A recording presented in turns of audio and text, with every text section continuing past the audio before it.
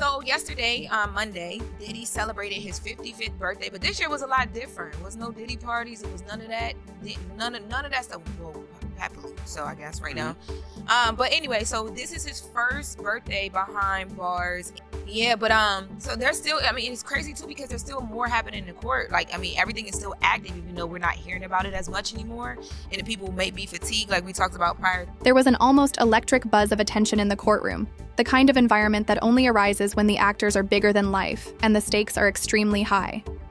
Diddy Combs, the artist turned business mogul whose name has been synonymous with power, luxury, and undeniable influence, stormed into the federal courthouse in downtown Manhattan with all eyes on him.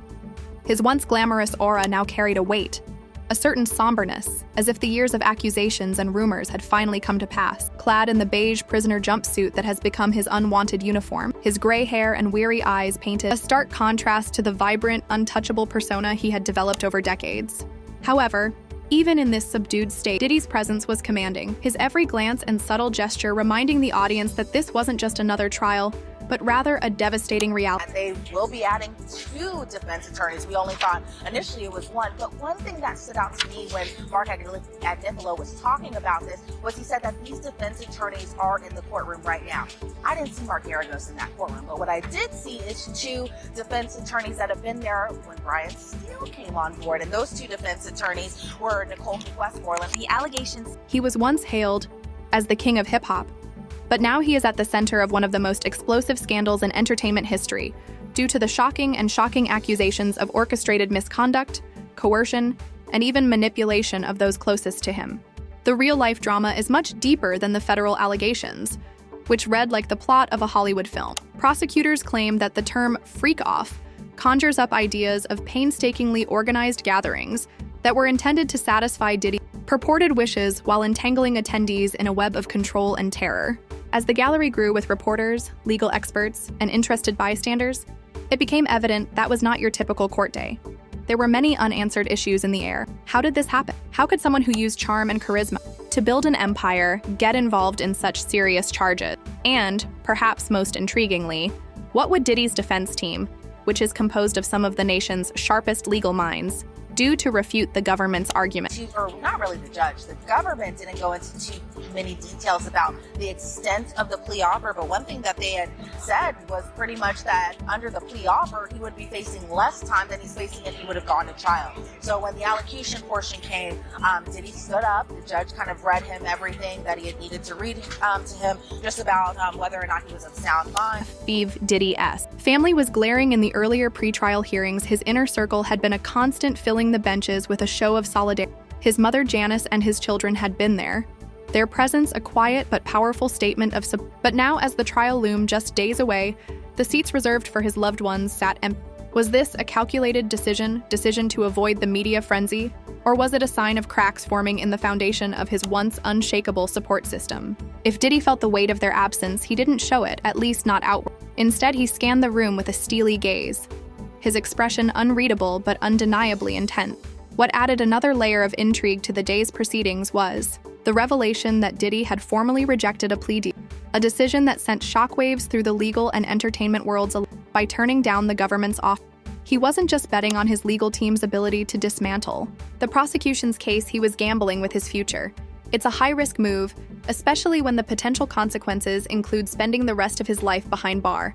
But Diddy's confidence, or perhaps defiance, was palpable when asked directly by the judge if he understood the stakes. His response was unwavering. "Yes, I did."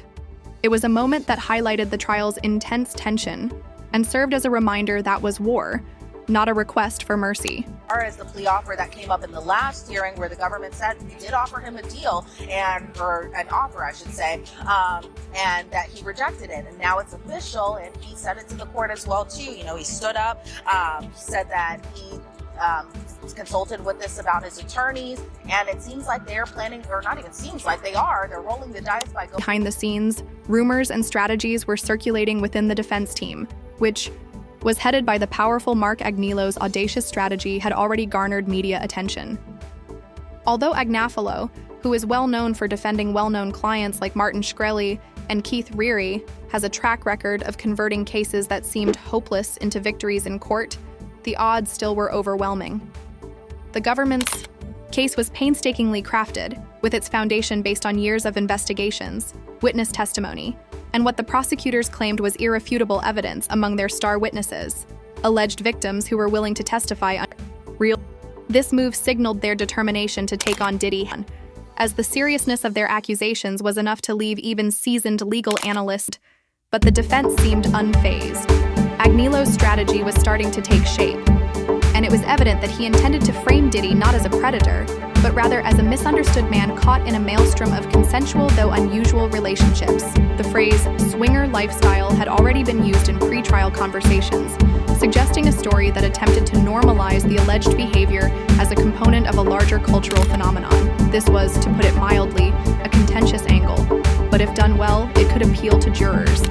Just we were talking about this, just how confident the defense appears that, it could get on these charges, they could get acquitted, or possibly, who knows what could happen, just because, again, you are rolling the dice. This really does feel like just kind of like, just kind of like a gambling a little bit with Diddy's life in a sense, just because, if you're offered maybe X amount of time versus this huge amount of time.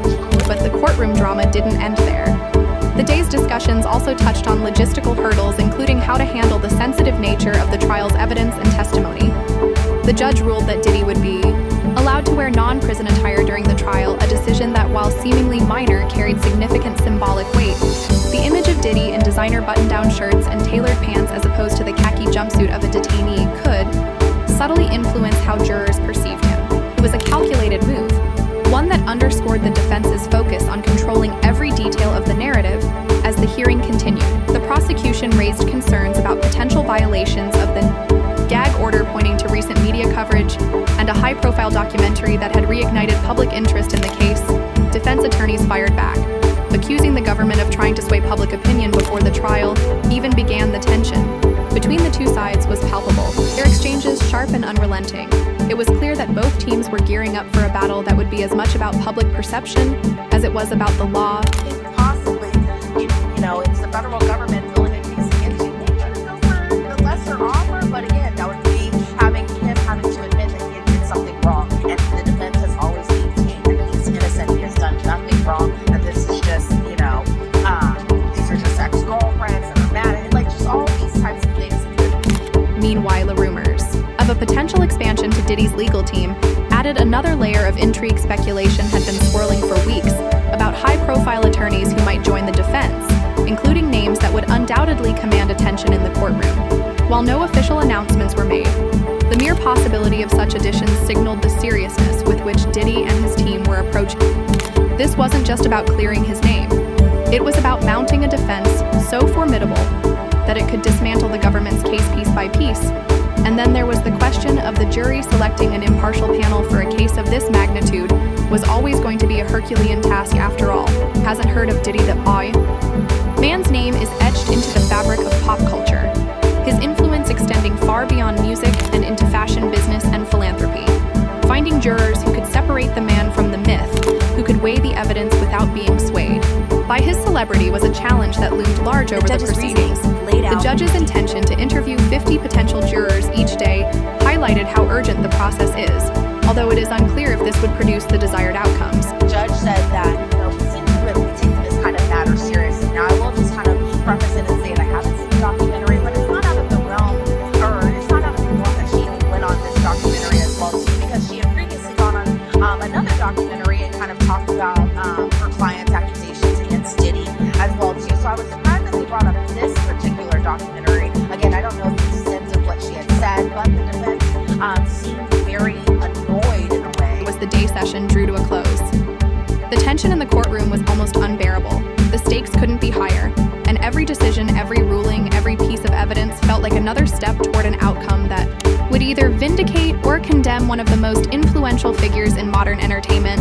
The trial hadn't even officially begun, but the battle lines were already drawn, and the stage was set for what promised to be a legal showdown of epic proportion. And just when you thought the stakes couldn't get any higher, the courtroom drama surrounding Diddy Combs veered into even more jaw-dropping territory behind closed doors.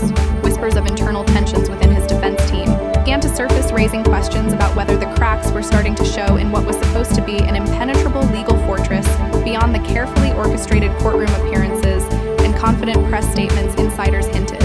At a less polished reality, a team scrambling to make sense of the mounting evidence and the increasingly